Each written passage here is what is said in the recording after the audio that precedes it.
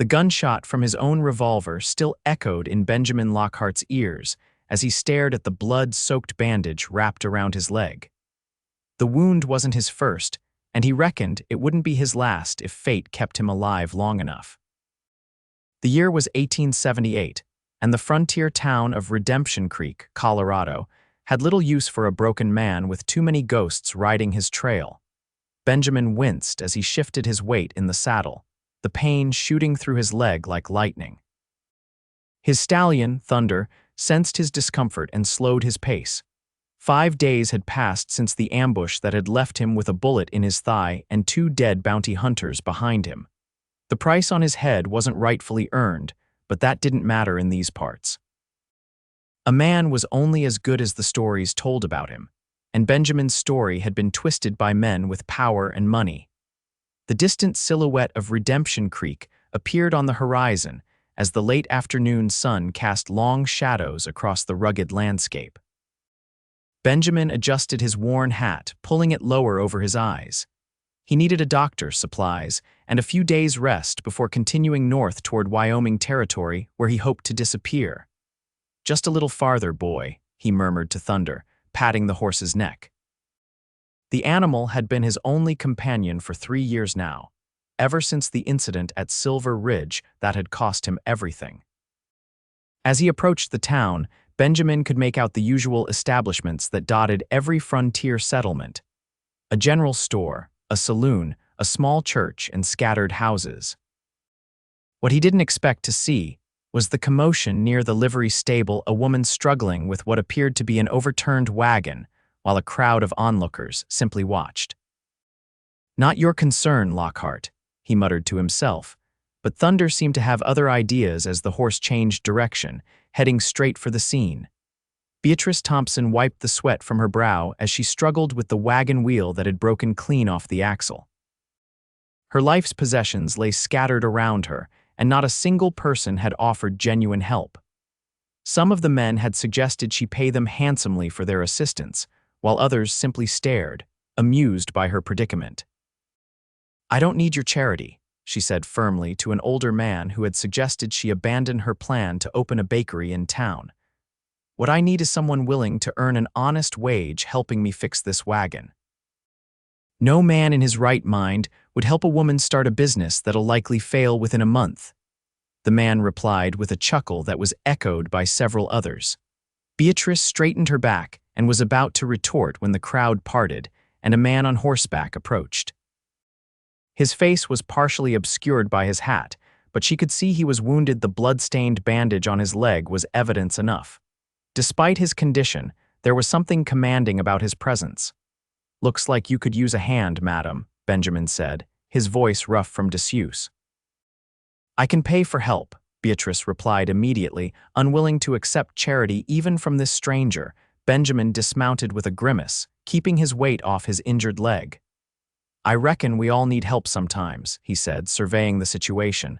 "What happened here?" "Wheel hit a deep rut coming into town. The axle snapped, and everything I own is now on display for all of Redemption Creek to gawk at." She pushed a stray strand of chestnut hair behind her ear. "I'm Beatrice Thompson. I've come to open a bakery." "Benjamin Lockhart," he replied simply, not offering any information about himself. "Let's get this fixed. You folks," he addressed the onlookers, "either help or move along. The lady doesn't need an audience." There was something in his tone that caused several men to shuffle uncomfortably before a few stepped forward to assist. Benjamin organized them efficiently, directing the movement of the wagon while carefully inspecting the broken axle. "This'll need a blacksmith," he said after a moment. "It's beyond a quick fix. The smithy's at the end of the street," one of the men offered. "Jenkins can probably repair it by tomorrow." With the help of the now cooperative townspeople, they managed to secure Beatrice's belongings and arrange for the wagon to be taken to the blacksmith. Benjamin worked silently, his face betraying the pain his leg was causing him only when he thought no one was looking. As the crowd dispersed, Beatrice approached him. "You're hurt," she said, gesturing to his leg, "and you still stopped to help. I'm grateful, Mr. Lockhart." "It's nothing," he replied, uncomfortable with her gratitude. "I should be moving on."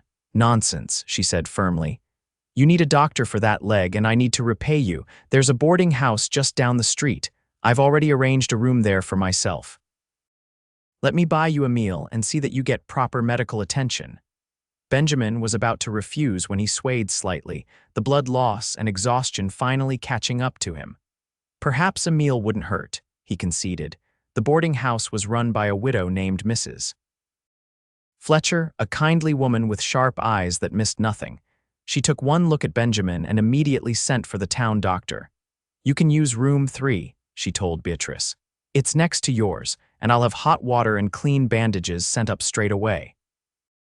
Benjamin found himself sitting on a bed for the first time in weeks, his leg properly cleaned and bandaged by Dr. Mercer, who had arrived promptly. The bullet went clean through, the doctor said. You're lucky it didn't hit anything vital, but you've lost a fair amount of blood. I'd recommend staying put for at least a week. Benjamin shook his head. I'll be moving on tomorrow. You'll tear that wound right open if you try riding, Dr. Mercer warned, but I can't force you to stay. He packed his bag and left, passing Beatrice in the doorway. She entered carrying a tray with 2 plates of hot stew, fresh bread, and coffee. I hope you're hungry, she said, placing the tray on a small table. Benjamin eyed the food warily.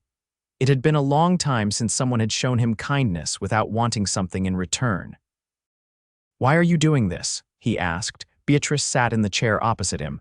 Because you helped me when no one else would. Simple as that. They ate in silence for a few minutes before Benjamin spoke again. A bakery is a risky venture in a town this size. Perhaps, she agreed, but it's my dream. My father was a baker back in Boston. He taught me everything he knew before he passed. I came west because there's opportunity here, a chance to build something of my own. The West isn't kind to dreams, Benjamin said quietly. Beatrice studied him, taking in the scars on his hands, the tired lines around his eyes that suggested he was older than his years. What happened to yours? Benjamin's expression hardened. I buried them a long time ago. I'm sorry, she said, understanding she had touched on something painful. Whatever brought you here, I'm glad our paths crossed today. Benjamin said nothing, but as he finished his meal, he found himself wondering about this determined woman who had traveled alone to a frontier town to chase a dream that most would consider foolish. There was a strength about her that reminded him of someone he had once known. I should let you rest, Beatrice said, standing to collect the dishes. Thank you for the meal, Benjamin said, and good luck with your bakery. As she left, Benjamin lay back on the bed, intending only to rest for a moment before continuing his plans to leave town. Instead, exhaustion claimed him, and he fell into the first peaceful sleep he'd had in years. Morning light filtered through the thin curtains when Benjamin awoke with a start, his hand instinctively reaching for his gun. It took him a moment to remember where he was. The events of the previous day came back to him, along with the realization that he had slept far longer than intended.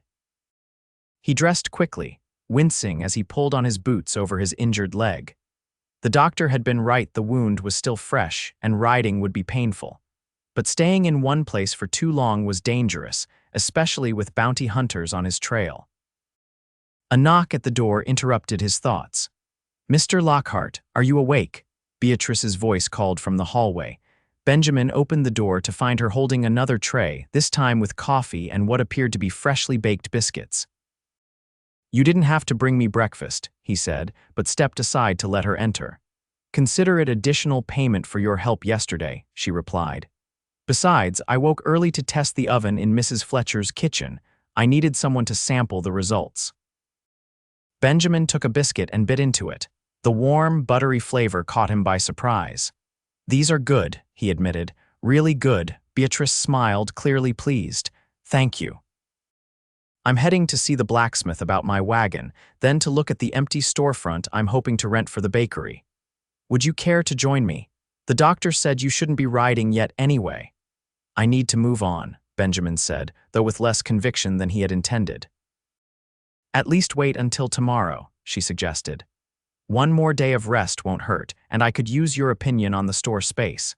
Benjamin knew he should refuse. Getting involved, even in this small way, was a risk. But there was something about Beatrice's determination that made it difficult to walk away. One day, he conceded. Then I'm heading north. They walked through town together, Benjamin moving slowly due to his injury.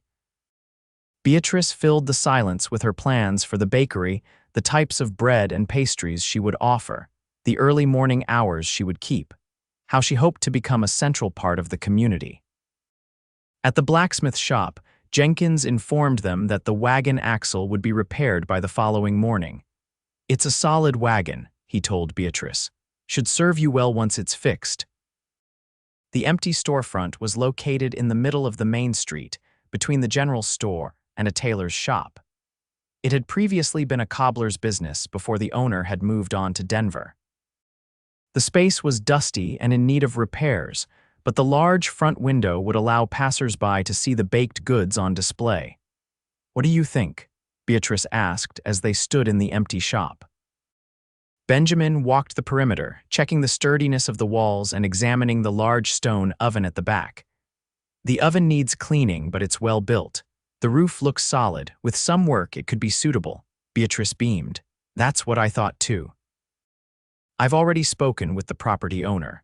The rent is reasonable, and I can move in immediately." As they left the shop, Benjamin noticed two men on horseback entering town from the east.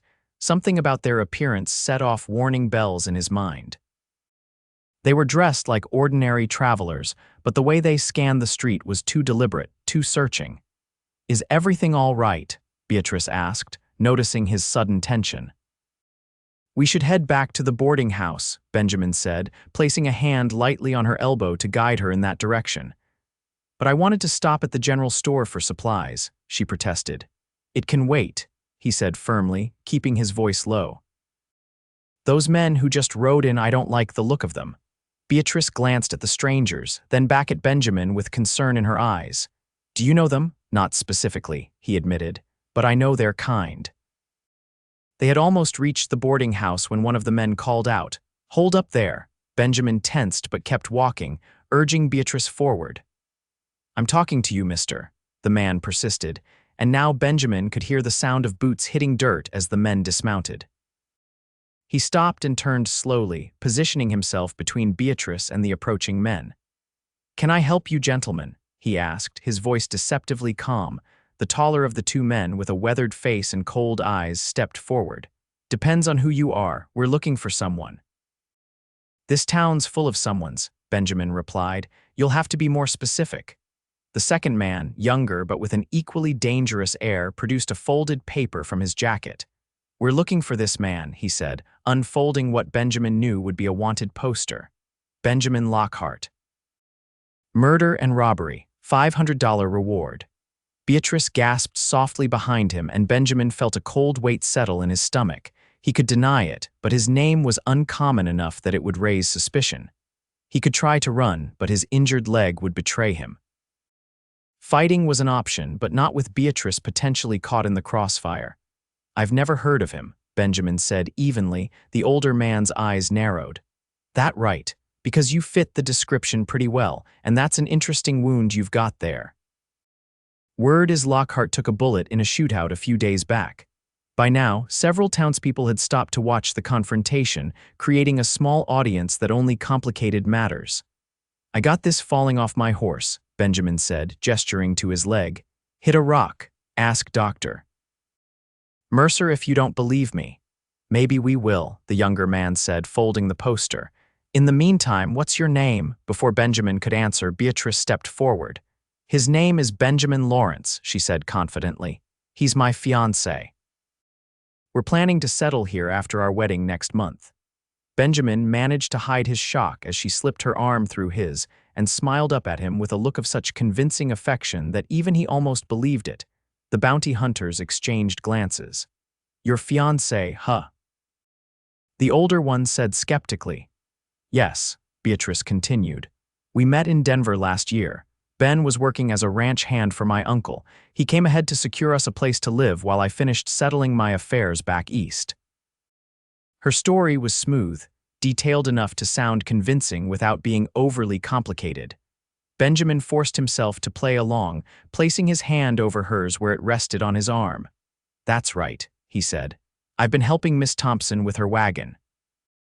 Had an accident yesterday coming into town. One of the onlookers, the elderly man who had been less than helpful with Beatrice's wagon the day before, surprisingly spoke up. It's true. Saw him helping the lady myself. Fixed that wagon right up and took her to the blacksmith. The bounty hunters still looked suspicious, but the presence of witnesses supporting their story created doubt. Well, Mr. Lawrence, the older one said, emphasizing the name with clear disbelief, we'll be staying in town for a few days. Don't go wandering off. No reason to, Benjamin replied calmly. Got a wedding to plan. As the men walked away toward the saloon, Benjamin and Beatrice continued to the boarding house. Only when they were safely inside her room did he turn to her with bewilderment. Why did you do that? He asked. You don't even know me. Beatrice sat on the edge of her bed, suddenly looking tired. I know you helped me when no one else would, and I saw your face when they mentioned that wanted poster. Whatever they're hunting you for, I don't believe you're guilty. You can't know that, Benjamin said, pacing despite his painful leg. Then tell me, she challenged. Tell me what they think you did. Benjamin stopped, studying her determined expression. He hadn't shared his story with anyone in years, had carried the weight of it alone. But something about Beatrice, her directness, her willingness to trust him despite the danger made him want to unburden himself. 3 years ago, I worked as a foreman at the Silver Ridge mine, he began. The owner, Victor Hammond, was cutting corners on safety to increase profits. Men were dying. When I confronted him, he fired me. The next day, the mine collapsed. 17 men died. Beatrice's eyes widened, but she remained silent, listening. I went to confront Hammond again, found him in his office. We argued. His guard hit me from behind, and when I came to, Hammond was dead shot with my gun. The guard claimed I killed him. No one believed my story. So you ran, Beatrice said softly. Benjamin nodded. Had no choice. Hammond's family put up the bounty. They've been hunting me ever since. And the recent shootout. Bounty hunters caught up with me near the Colorado border. I managed to escape, but not before one of them put a bullet in my leg. Benjamin sat heavily in a chair. I never killed Hammond, never robbed him either, though they added that to make the bounty more enticing. Beatrice was quiet for a long moment, processing his story. Finally, she said, I believe you.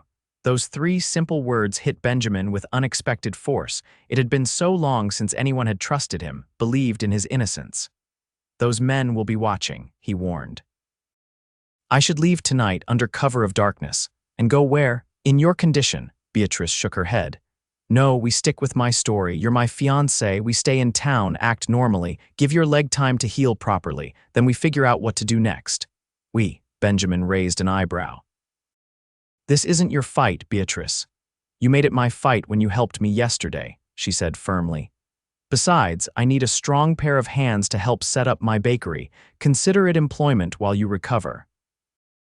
Benjamin wanted to argue to protect her from the danger his presence brought, but the pragmatic part of him recognized the logic in her plan. The bounty hunters would be watching the roads. Leaving now would only confirm their suspicions, and his leg did need time to heal. 1 week, he conceded. I'll help with your bakery for 1 week, then I'm moving on. Beatrice smiled, a bright expression that transformed her face and reminded Benjamin of sunshine after a storm. 1 week it is, she agreed, extending her hand to shake on their arrangement. As Benjamin took her hand, he couldn't help but wonder if he was making the biggest mistake of his life, or possibly the first right decision in years. The following days established a rhythm that Benjamin found both unfamiliar and strangely comforting. With Beatrice's wagon repaired, they moved her belongings into the small room behind the bakery shop, which would serve as her living quarters. Benjamin continued to stay at the boarding house, but spent his days helping prepare the bakery for opening. The bounty hunters remained in town, watching from a distance. Benjamin could feel their eyes on him whenever he ventured out, but they made no move to confront him again. Their presence was a constant reminder of the danger, yet working alongside Beatrice provided a distraction that kept his mind from dwelling on the threat. Hand me that brush, would you? Beatrice asked, standing on a ladder as she painted the sign above the shop window. Thompson's Bakery was taking shape in bold blue letters against a white background. Benjamin passed her the brush, taking a moment to admire her work. You have a steady hand, he commented. My father always said I could have been an artist if I hadn't fallen in love with baking, she replied with a smile. Though I suppose there's artistry in a well-made loaf too. As she climbed down from the ladder, Benjamin found himself studying her face, the determined set of her jaw, the light dusting of freckles across her nose, the way her eyes crinkled at the corners when she smiled. In just a few days, Beatrice Thompson had begun to dismantle the walls he had built around himself over the past 3 years. "What?" she asked, noticing his gaze. "Nothing," he said quickly, turning to organize the tools they had been using. "Just thinking about all we've accomplished." The place is really coming together. Indeed, the transformation of the dusty shop into a welcoming bakery had been remarkable. They had scrubbed every surface, repaired broken floorboards, and painted the walls a warm cream color. Benjamin had built shelves and display cases, while Beatrice had cleaned and tested the large stone oven, pronouncing it excellent for bread and pastries. "We open tomorrow," Beatrice said, excitement evident in her voice. "I can hardly believe it. I'll need to start the dough tonight if we're to have fresh bread in the morning." "Are you nervous?" Benjamin asked as they moved back inside the shop. "Terrified," she admitted with a laugh, "but the good kind of terrified, like standing at the edge of something wonderful and scary all at once." Benjamin understood that feeling, though in his case, the edges he'd stood on had always led to dangerous drops rather than possibilities. "You'll do fine," he assured her. "Your biscuits alone will bring customers running." "Would you mind staying tonight?" she asked suddenly. "There's plenty of space in the storeroom for a bedroll. I could use the help with preparing everything, and it would be nice not to be alone for my first night here." Benjamin hesitated. Staying at the bakery would mean being even closer to Beatrice, a prospect that both appealed to him and caused concern. The more time they spent together, the harder it would be to leave when the week was up, and leave he must, for her safety as much as his own. "The bounty hunters might be watching the boarding house," he reasoned aloud. "If I don't return tonight, they might get suspicious. Or they might think you're playing your role as my devoted fiancé," Beatrice countered with a small smile. In the end, Benjamin agreed to stay. He retrieved his few possessions from the boarding house, informing Mrs. Fletcher that he would be staying at the bakery to help with opening preparations. The older woman gave him a knowing look, but made no comment. That evening, as Beatrice mixed and kneaded the dough for several varieties of bread, Benjamin found himself drawn into the process. There was something soothing about the rhythmic work, the simple transformation of flour, water, and yeast into something sustaining. "My mother taught me to bake when I was just a girl," Beatrice said as she showed him how to shape a loaf. "She said a woman should always have a skill that could feed her family in hard times." "Wise woman," Benjamin commented. "What happened to her? Influenza took her when I was 16. My father and I carried on the bakery in Boston until he passed last year." Beatrice's hands never stopped moving as she spoke. "After that, there was nothing keeping me there. My father's bakery went to my uncle, and I decided it was time to make my own way." "That took courage," Benjamin said, genuinely impressed. "Moving west alone isn't easy, especially for a woman." "What about you?" she asked. "You mentioned Silver Ridge, but what about before? Do you have family somewhere?" Benjamin was silent for a moment, his hands stilling on the dough. "Had a brother once, Samuel. He died in the war. Parents passed before that, father from a mining accident, mother from grief shortly after. There's no one waiting for me anywhere." Beatrice reached out, her flour-dusted hand covering his briefly. "I'm sorry, Benjamin." Her touch was warm and reassuring, and Benjamin found himself wanting to lean into that comfort. Instead, he pulled his hand away gently and returned to shaping the dough. It was a long time ago. They worked late into the night, preparing doughs that would rise overnight and be ready for baking before dawn. When they finally finished, both were exhausted but satisfied with their preparations. "The storeroom's through there," Beatrice said, pointing to a small door at the back of the shop. "I put some blankets in earlier." "Thank you," Benjamin said. "What time do we need to start in the morning?" 4 o'clock, she replied with an apologetic smile. "The life of a baker isn't for those who enjoy sleeping late." "I'll be ready," he promised, then hesitated before adding, "Beatrice, I thank you for everything you've done." She looked at him for a long moment, her expression softening. "You're welcome, Benjamin. Good night." As he settled onto his makeshift bed in the storeroom, Benjamin found himself thinking about Beatrice's kindness, not just the practical help she had offered, but the way she had accepted his story without judgment, the way she treated him like a man worthy of respect rather than a fugitive. It had been so long since anyone had looked at him that way that he'd forgotten what it felt like. The thought brought a tightness to his chest that was both painful and strangely welcome. It was dangerous to care, dangerous to allow himself to form connections when his life was built on running and survival. Yet as he drifted off to sleep, Benjamin couldn't help but wonder what it might be like to stop running, to build something permanent, something like what Beatrice was creating with her bakery. Morning came too soon, but Benjamin was up and ready when Beatrice knocked softly on the storeroom door at 4 o'clock. She had already stoked the fire in the oven and was preparing to bake the first batches of bread. The smell of baking bread soon filled the small shop, a warm, comforting aroma that reminded Benjamin of simpler times. By 6 o'clock, the display cases were filled with golden loaves, flaky biscuits, and sweet rolls drizzled with honey and cinnamon. "We're ready," Beatrice said, wiping her hands on her apron and surveying their work with pride. "Should I open the doors?" Benjamin nodded, feeling an unexpected surge of anticipation. This was Beatrice's dream coming to life, and somehow he had become a part of it, if only temporarily. The first customer arrived minutes after they unlocked the door, Mrs. Fletcher from the boarding house, who purchased a loaf of bread and a half-dozen sweet rolls. "Been waiting for a proper bakery in this town for years," she told Beatrice. "If these taste half as good as they smell, you'll do well here." Word spread quickly, and by mid-morning, a steady stream of customers had visited the shop. Benjamin helped serve while Beatrice continued baking fresh batches to replace what sold. By noon, they had sold nearly everything. "This is beyond what I hoped for," Beatrice said as they closed briefly to prepare more food. Her cheeks were flushed with exertion and happiness, flour dusting her hair and apron. "I wasn't expecting such a welcome.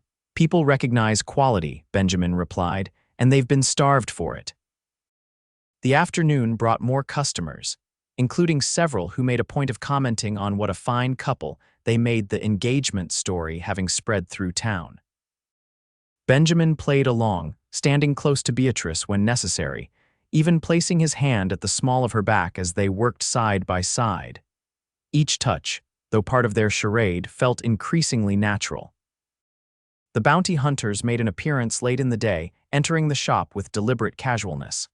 Benjamin tensed but maintained his position behind the counter, determined not to show fear. "Afternoon," the older one said, eyeing the nearly empty display case. "Looks like business is good." "We're fortunate," Beatrice replied pleasantly. "What can I get for you gentlemen?" "Whatever bread you've got left," the younger man said, "and information if you're willing to share it, information." Beatrice's voice remained steady, but Benjamin could see the slight tightening of her shoulders. "About Benjamin Lockhart," the older man said, watching Benjamin's face closely. "Still looking for him. Thought maybe you folks might have heard something, being new in town yourselves." "I'm afraid we can't help you," Benjamin said evenly. "We've been too busy setting up the bakery to pay attention to gossip." The younger bounty hunter leaned on the counter. "Interesting coincidence, though, you showing up wounded right around the time Lockhart reportedly took a bullet." "Not so interesting when you consider I injured myself falling from a horse," Benjamin countered. "As I already told you." The tension in the small shop was palpable until the door opened and Sheriff Miller entered. The lawman was an imposing figure, tall and broad-shouldered with a no-nonsense demeanor. "Everything all right in here?" he asked, looking between Benjamin and the bounty hunters. "Just fine, Sheriff," the older bounty hunter replied. Having a friendly conversation with the town's newest residents, Sheriff Miller nodded slowly. "I see. Well, Miss Thompson, Mr. Lawrence, I wanted to welcome you properly to Redemption Creek. The wife sent me to get some of that bread everyone's talking about." "Of course, Sheriff," Beatrice said, wrapping up one of the few remaining loaves. "On the house, as a thank you for the welcome." The sheriff accepted the bread with a nod of thanks. You two planning to stay in Redemption Creek long-term then? That's the plan, Beatrice said before Benjamin could respond. Once we're married, of course. Good to hear. Town could use more hard-working folks like yourselves. The sheriff turned to the bounty hunters. You gentlemen find who you're looking for yet? Still looking, the older one replied. But we've got some promising leads. Well, don't cause any trouble while you're at it, Sheriff Miller warned. This is a peaceful town, and I aim to keep it that way. After the sheriff and bounty hunters left, Benjamin and Beatrice exchanged a look of relief. That was close, Beatrice whispered. They're not giving up, are they? No, Benjamin said grimly. And that's why I need to leave soon. I'm putting you in danger by staying. Beatrice began cleaning the counter with more force than necessary. We had an agreement, 1 week. That was before the whole town thought we were engaged, Benjamin pointed out. Before your business took off so well. You have a chance at a real life here, Beatrice. I don't want to ruin that. She stopped cleaning and looked at him directly. You're not ruining anything, Benjamin. In fact, I couldn't have done this without your help. She hesitated, then added more softly, and I've grown rather accustomed to having you around. The admission hung in the air between them, laden with implications neither was ready to address. Benjamin looked away first, uncomfortable with the warmth spreading through his chest at her words. Let's finish cleaning up, he said finally. Tomorrow will be another early morning. The bakery's success continued over the next few days, with lines forming before opening each morning. Benjamin and Beatrice fell into an efficient rhythm, anticipating each other's movements as they served customers and prepared food. To the townspeople, they appeared every bit the devoted couple preparing to start their life together. In private moments, Benjamin found himself increasingly drawn to Beatrice, her determination, her kindness, the way she hummed softly while kneading dough, the pride in her eyes when a customer complimented her work. He began to imagine what it might be like if their engagement wasn't a fiction, if he could actually build a life here with her. But reality intruded regularly. The bounty hunters remained in town, watching. Benjamin caught glimpses of them observing the bakery from across the street, questioning people who might have seen a stranger matching Lockhart's description. The noose was tightening, and Benjamin knew it was only a matter of time before they made their move. On the 5th day after the bakery's opening, Benjamin was alone in the shop while Beatrice had gone to the general store for supplies. The afternoon lull meant there were no customers present when the door opened and Sheriff Miller stepped in. Afternoon, Mr. Lawrence, the sheriff said, removing his hat. Got a moment to talk? Benjamin nodded, wiping his hands on a towel. Of course, Sheriff. What can I do for you? Miller glanced around to ensure they were alone. Those bounty hunters have been asking a lot of questions about you. Showing a poster of a man named Benjamin Lockhart. You know anything about that? Benjamin's heart raced, but he kept his expression neutral. They mentioned it when they first arrived, said I resembled him. You do, actually, Miller said, watching Benjamin's reaction carefully. Quite a bit, in fact. Benjamin met the sheriff's gaze steadily. Is there something specific you wanted to ask me, Sheriff? Miller was quiet for a moment, then said, I knew Jack Hammond. Victor's brother served with him in the war. When Victor was killed, Jack was convinced it was murder. Spent the family fortune on those bounties. Benjamin's mouth went dry. This conversation had just become far more dangerous than he'd anticipated. Then last year, Miller continued, a man who worked as a guard at Silver Ridge got drunk in Denver and confessed to killing Hammond himself, framing the foreman to cover his theft of company funds. Man died in a bar fight before he could be properly questioned, but a lawman friend of mine heard the confession. Wrote to me about it when these bounty hunters showed up asking questions. Benjamin stared at the sheriff, struggling to process what he was hearing. The guard confessed. Miller nodded. Story never got wide circulation. Hammond family didn't want the embarrassment, I expect. But the point is, Benjamin Lockhart is an innocent man, has been running for no reason for 3 years. The revelation hit Benjamin like a physical blow. 3 years of running, of looking over his shoulder, of abandoning any hope of a normal life, all for nothing. Why are you telling me this? He asked finally. Because I've watched you this past week, Miller replied.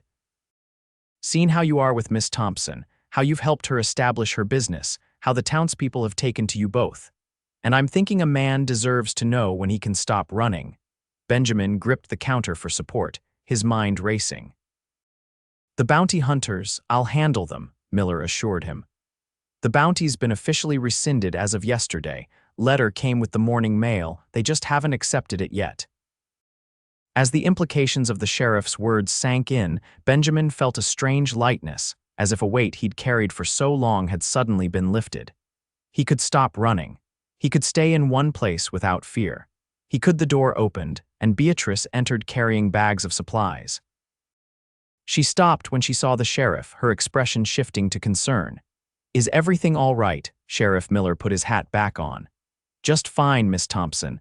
Was just letting your fiancé know that those bounty hunters will be leaving town soon. Their business here is concluded." He tipped his hat to them both. "Good day to you." After the sheriff left, Beatrice set down her purchases and turned to Benjamin.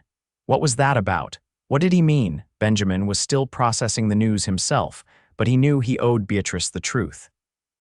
"The guard who framed me confessed before he died. The bounty has been rescinded. I'm free, Beatrice repeated, her eyes widening. "Benjamin, that's wonderful. You can stop running, stop looking over your shoulder." Her face lit up with genuine joy for him, then faltered slightly.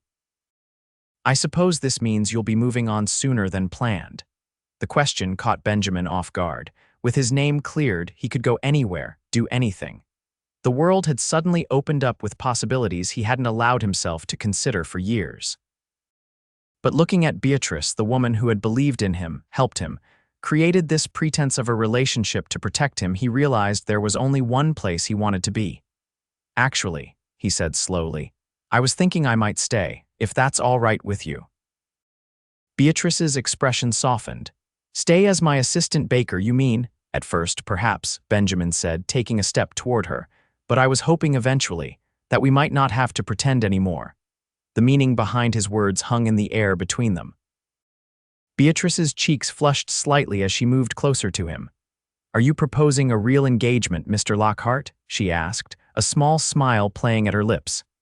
"I think I am," he replied, surprised at his own boldness but certain of his feelings. "Though I know it's too soon and you barely know me," and Beatrice stopped his words by placing her hand gently on his chest. "I know enough," she said softly. "I know you're a good man who helped me when no one else would. I know you work hard and care deeply, even when you try to hide it.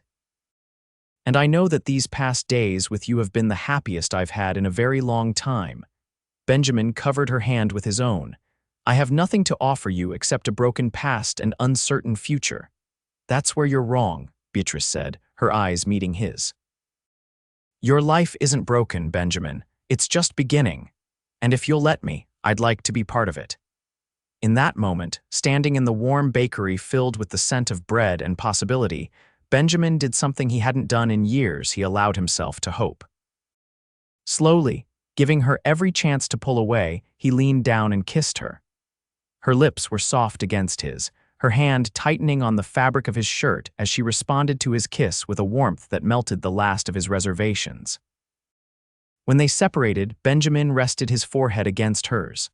"Are you sure about this? About me?" Beatrice smiled, a radiant expression that reached her eyes and filled Benjamin's heart. "Your broken life, as you call it," she said, echoing his earlier words. "It's all I've ever wanted." The weeks that followed were a time of transformation for Benjamin. With the bounty hunters gone and his name cleared, he embraced his new life in Redemption Creek openly. Sheriff Miller had made the truth known to key members of the community, and while there were some who viewed Benjamin with suspicion at first, most accepted him based on the person they had come to know rather than the stories they had heard. The bakery thrived under Beatrice's skilled hands and Benjamin's practical assistance. They expanded the menu to include meat pies and hearty stews during the colder months, turning the small shop into a gathering place for the community. Benjamin discovered he had a talent for business, keeping the books and managing supplies while Beatrice created the baked goods that drew customers from neighboring towns. Their engagement became real, with a simple announcement in the town newspaper and congratulations from their growing circle of friends. Mrs. Fletcher insisted on hosting a small celebration at the boarding house, where Benjamin was surprised by the number of townspeople who attended to wish them well. "Never thought I'd see the day," Dr. Mercer commented as he shook Benjamin's hand. "When you first rode into town with that bullet wound, I gave you a week at most before you'd be gone." Benjamin smiled, his arm comfortably around Beatrice's waist. "Plans change. For the better, it seems," the doctor replied with a knowing look. As winter approached, Benjamin and Beatrice began making plans for their wedding, set for the spring when the weather would be fair enough for an outdoor ceremony. In the meantime, they worked side by side in the bakery, learning each other's habits and quirks, building a partnership that extended beyond their business. Benjamin still had moments of darkness, nights when he woke suddenly, convinced he needed to run. On those occasions, Beatrice would simply hold his hand and talk softly about their plans for the future until his breathing steadied and the panic receded. With time, these episodes became less frequent as Benjamin gradually accepted that his life as a fugitive was truly over. In late November, as the first snow dusted Redemption Creek, Benjamin received a letter from a lawyer in Denver. The Hammond family, having finally accepted the truth about Victor's death, was offering compensation for the years Benjamin had spent as a wanted man. The sum was substantial, enough to secure their future and expand their business if they chose. "We could build a proper home," Benjamin suggested as they sat by the fire in Beatrice's small living quarters behind the bakery. "Something with more space, maybe even room for children someday." Beatrice's eyes softened at the mention of children. "I'd like that," she said, leaning against his shoulder. "Though I'm in no rush, I'm quite happy with our life as it is." Benjamin kissed the top of her head, inhaling the familiar scent of flour and cinnamon that always clung to her hair. "As am I, more than I ever thought possible." The transformation of their relationship had been gradual and natural. What had begun as a charade had deepened into genuine affection, then blossomed into love so naturally that Benjamin could hardly pinpoint when it had happened. He only knew that Beatrice had become essential to his happiness, her presence a constant reminder that second chances were possible. Winter settled over Redemption Creek, bringing shorter days and longer nights spent in comfortable companionship. The bakery remained busy, with customers lingering longer to enjoy the warmth and aroma while escaping the cold outside. Benjamin and Beatrice established new traditions together. Sunday afternoons closed to visitors, evening walks through the snow-covered town, quiet mornings planning their future before the day's work began. Christmas approached, and Benjamin found himself wanting to make the holiday special for Beatrice. Her father's death the previous year meant this would be her first Christmas without family, and he was determined to ensure she didn't feel that absence too keenly. With Sheriff Miller's help, Benjamin arranged for a small pine tree to be cut and brought to the bakery. He decorated it with simple ornaments purchased from the general store and candles that cast a warm glow throughout the room. On Christmas Eve, after they had closed the bakery early, Benjamin surprised Beatrice with the decorated tree and a special dinner he had prepared with Mrs. Fletcher's guidance. "Benjamin, it's beautiful," Beatrice exclaimed, her eyes shining as she took in the decorated room and table set with their best dishes. "When did you find time to do all this?" "I have my ways," he replied with a smile, pulling out her chair for her. "Merry Christmas, Beatrice." Over dinner, they talked about their plans for the coming year, the wedding in April, the possibility of hiring an assistant for the bakery, ideas for expanding their offerings. As they finished the meal, Benjamin reached into his pocket and withdrew a small box. "I have something for you," he said, suddenly nervous despite their established engagement. "I wanted to make it official." He opened the box to reveal a simple gold band with a small diamond. It wasn't extravagant, but it had cost a significant portion of his savings before the Hammond compensation had arrived. "It's perfect," Beatrice whispered, extending her hand so he could slip the ring onto her finger. "I love it, Benjamin, and I love you."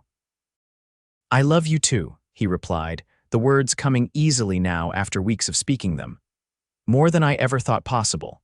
Later that night, as they sat by the fire watching the candles flicker on the tree, Benjamin reflected on the journey that had brought him to this moment.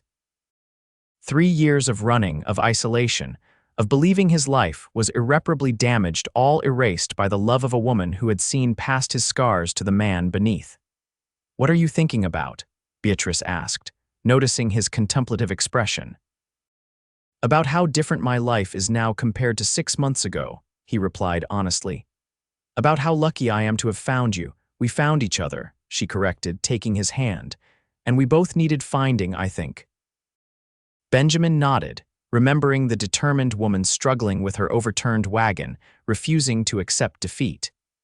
"You know, when I first rode into town, I was convinced there was no hope left for me, that no one could ever want to share the broken mess my life had become." Beatrice squeezed his hand. "And now I know better," he said, drawing her closer. "Now I know that sometimes what seems broken is just waiting to be rebuilt into something stronger." Spring arrived in Redemption Creek with a burst of wildflowers and renewed activity. The town had grown over the winter months, with new settlers arriving and businesses expanding. Thompson's bakery had become a cornerstone of the community, and preparations for Benjamin and Beatrice's wedding were well underway. The ceremony was held in the meadow just outside town, with wildflowers decorating the simple altar Sheriff Miller had helped construct. Nearly everyone in Redemption Creek attended, along with visitors from neighboring towns who had become regular customers at the bakery. Beatrice wore a dress of pale blue silk that Mrs. Fletcher had helped her sew, with wildflowers woven into her hair instead of a traditional veil. Benjamin, dressed in a new black suit, waited for her at the altar, scarcely believing the turn his life had taken. As Beatrice walked toward him, escorted by Dr. Mercer, who had volunteered to give her away, Benjamin felt a surge of emotion so powerful it nearly overwhelmed him. This woman had saved him in every way a person could be saved, offering shelter when he needed it, believing in him when others didn't, loving him when he thought himself unlovable. Their vows were simple but heartfelt, promises to support and cherish each other through whatever life might bring. When the minister pronounced them husband and wife, Benjamin kissed Beatrice amid cheers from the assembled crowd, feeling truly at home for the first time in years. The celebration continued well into the evening, with dancing and feasting in the town square. As the sun began to set, painting the sky in brilliant oranges and pinks, Benjamin and Beatrice slipped away to the small house they had purchased on the outskirts of town, their wedding gift to each other, paid for with the Hammond compensation. "Welcome home, Mrs. Lockhart," Benjamin said as he carried Beatrice across the threshold, setting her gently on her feet in the front room they had furnished together over the past months. "It has a nice ring to it," she replied, leaning against him, "though I think I'll keep Thompson for the bakery. It's established now." "Whatever you want," he agreed, kissing her forehead. "I'm just grateful to have you, whatever name you choose." The house was modest but comfortable, with a large kitchen for Beatrice to experiment with new recipes, a study for Benjamin, who had discovered a talent for woodworking during the winter months, and several bedrooms for the family they hoped to have someday. As they stood together in their new home, the future stretching before them with possibilities neither had dared imagine a year before, Benjamin thought about the long journey that had brought him here. From a man on the run with a bullet in his leg to a respected businessman with a loving wife and place in the community, the transformation seemed almost miraculous. "What are you thinking?" Beatrice asked, reaching up to touch his face gently. "I'm thinking about how lucky I am," he replied, covering her hand with his own. "How one chance encounter changed everything, for both of us," she reminded him. "I was just as alone as you were in my own way." Benjamin nodded, understanding the truth in her words. They had healed each other, filling the empty spaces in each other's lives with love and purpose. "I'm also thinking," he continued with a smile, "that we should probably open the bakery late tomorrow. Our customers will understand, I think." Beatrice laughed, her eyes sparkling with happiness and promise. "I think you're right, Mr. Lockhart. After all, we have a lifetime ahead of us to bake bread and serve the good people of Redemption Creek." "A lifetime," Benjamin repeated, drawing her close. "I like the sound of that." And as the stars appeared in the sky above their new home, Benjamin Lockhart, once a wanted man, Now a beloved husband embraced the future he had never dared to imagine, grateful for the woman who had looked at his broken life and seen not damage but possibility. 5 years later, Benjamin stood at the window of Thompson's bakery, watching as the morning sun illuminated Redemption Creek. The town had grown substantially, with new buildings lining the main street and a railroad station under construction at its edge. Progress had come to the frontier, bringing changes both welcome and challenging. The bakery had expanded too, with a larger kitchen and dining area where customers could enjoy their purchases. Benjamin and Beatrice had hired 2 assistants, young women eager to learn the baking trade, allowing them more time for their growing family. The sound of laughter drew Benjamin's attention to the back room, where Beatrice was helping their 3-year-old daughter, Clara, shape a small lump of dough. Their 1-year-old son, Samuel, named for Benjamin's brother, watched from his cradle, his eyes following their movements. "Papa," Clara called, noticing him watching. "I'm making bread. I can see that," Benjamin replied with a smile, crossing the room to join them. "You're becoming quite the baker, just like your mama." Beatrice looked up at him, flour dusting her cheeks and hair just as it had the day they met. Motherhood had softened her features but strengthened her spirit, making her even more beautiful to Benjamin's eyes. "She's a natural," Beatrice agreed, wiping her hands on her apron. "Though she still needs to learn patience, bread can't be rushed." "Like most good things in life," Benjamin said, thinking of their own story, how what had begun as a desperate charade had grown slowly, naturally into the deepest love he had ever known. The bell above the shop door jingled, signaling the arrival of their first customer. Benjamin squeezed Beatrice's shoulder gently before heading out to the front counter. Sheriff Miller, now showing streaks of gray in his hair, entered with his usual greeting. "Morning, Lockhart. The usual if you've got it." "Fresh out of the oven," Benjamin confirmed, wrapping a loaf of sourdough bread, the sheriff's favorite. "How are things looking for the railroad celebration next month?" "Coming along," Miller replied, accepting the package. "Committee wants your wife to bake something special for the occasion." "Told them I'd ask." "I'm sure she'd be honored," Benjamin said. "She's been experimenting with a new cake recipe that might be perfect." As the sheriff left, more customers began to arrive, a mix of longtime residents and newcomers drawn by the railroad's promise of opportunity. Benjamin served them efficiently, exchanging greetings and local news as he had done every morning for 5 years. The routine of it, the predictability, the stability still amazed him sometimes. After years of running, of never staying in one place long enough to be recognized, he had become a fixture in this community, known and respected by its citizens. Mid-morning brought a lull in business, allowing Benjamin to check on Beatrice and the children. He found them in the small garden behind the bakery, Clara carefully watering the herbs they grew for baking while Beatrice sat in the shade with Samuel. "We have about an hour before the lunch crowd," he said, joining them on the bench. "Mrs. Peterson says there's a group coming in on the noon stage who will likely be hungry."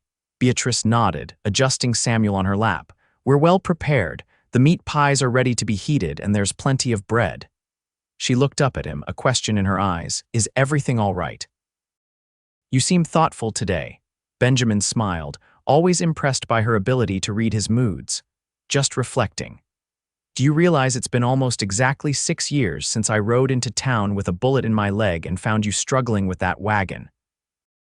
"The best day of my life," Beatrice said without hesitation, "though I didn't know it at the time. Even with all the danger I brought with me," he asked, thinking of those early days when the bounty hunters had watched their every move. "Even then," she confirmed. "I knew there was something special about the wounded cowboy who stopped to help when no one else would." Clara abandoned her watering can and climbed onto Benjamin's lap, her small hands patting his cheeks. "Tell the story, Papa, the one about you and Mama." Benjamin exchanged an amused glance with Beatrice. Their daughter, despite her young age, had become fascinated with the sanitized version of their meeting that they shared with her. "Well," he began, settling Clara more comfortably, "once upon a time there was a lonely cowboy who thought his life was broken beyond repair." "But it wasn't really broken," Clara interrupted, familiar with the story. "It was just waiting for Mama to fix it." That's right, Benjamin agreed, his eyes meeting Beatrice's over their daughter's head. The cowboy thought no one could ever want his broken life, until Mama said it was all she ever wanted. Clara finished triumphantly, clapping her hands. Beatrice reached across to take Benjamin's hand, her fingers intertwining with his in a gesture that had become as natural as breathing. And she meant every word, she said softly. Later that evening, after the bakery had closed, and the children were asleep in their rooms in the house adjoining the shop, Benjamin and Beatrice sat on their small porch watching the stars appear over Redemption Creek. The sounds of the growing town piano music from the saloon, the distant whistle of a train approaching the temporary station, voices and laughter from the hotel created a backdrop to their quiet moment together. "I received a letter today," Beatrice said, breaking the comfortable silence. "From a woman in Denver who wants to know if we'd consider opening a second bakery there. She's willing to invest." Benjamin raised his eyebrows in surprise. "Denver, that's a big step from our little shop here." "It is," she agreed, "but it's also an opportunity. We could keep this bakery running with Mary and Jane handling the day-to-day operations. I'd travel to Denver to establish the new location, then hire a manager there too." "You've given this some thought," Benjamin observed, impressed as always by her business acumen. "I have," Beatrice admitted. "But I wanted to discuss it with you before responding. It would mean changes for our family, some travel, potentially even relocating temporarily while the new bakery gets established."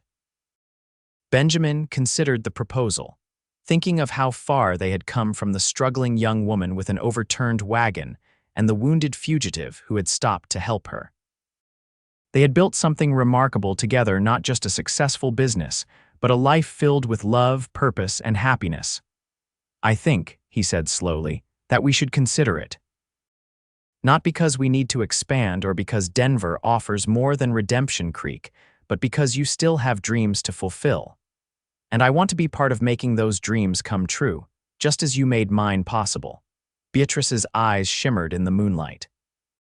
"After all this time, you still surprise me, Benjamin Lockhart." "Good," he replied with a smile. "I wouldn't want married life to become too predictable." She leaned her head against his shoulder, a familiar gesture that still filled him with contentment. "Do you ever wonder what would have happened if you hadn't stopped that day? If you had just kept riding?" "Sometimes," Benjamin admitted. "But then I look at you, at our children, at everything we've built together, and I know that there was no other path possible. Some things are simply meant to be. Like a wounded cowboy and a determined baker finding each other in a dusty frontier town," Beatrice suggested. "Exactly like that," Benjamin agreed, wrapping his arm around her shoulders. "The best kind of destiny." As they sat together under the vast canopy of stars, Benjamin reflected on the journey that had brought them to this moment. From desperation to hope, from pretense to truth, from broken pieces to a whole greater than he could have imagined, their story had unfolded in ways he never could have predicted that day when he rode into Redemption Creek with nothing but pain and fear as his companions. Life had given him a second chance, not just at clearing his name or finding a place to belong, but at discovering what it meant to truly live, to love deeply, to build something lasting, to look toward the future with anticipation rather than dread. And it had all begun because Beatrice Thompson had looked at his broken life and seen not the damage but the possibility, not the past but the future, not what was lost but what could still be found. "I love you," he said simply, the words carrying the weight of everything they had experienced together. "And I love you," Beatrice replied, her voice containing the same certainty it had when she had first said those words years ago. "It's still all I've ever wanted." In the quiet of the evening, with their children sleeping peacefully and their future stretching before them filled with new possibilities, Benjamin Lockhart knew with absolute certainty that he had found something precious few ever discover, not just redemption or forgiveness or success, but the profound understanding that even the most broken life could be transformed by love into something beautiful. And in that knowledge, he had found true peace at last.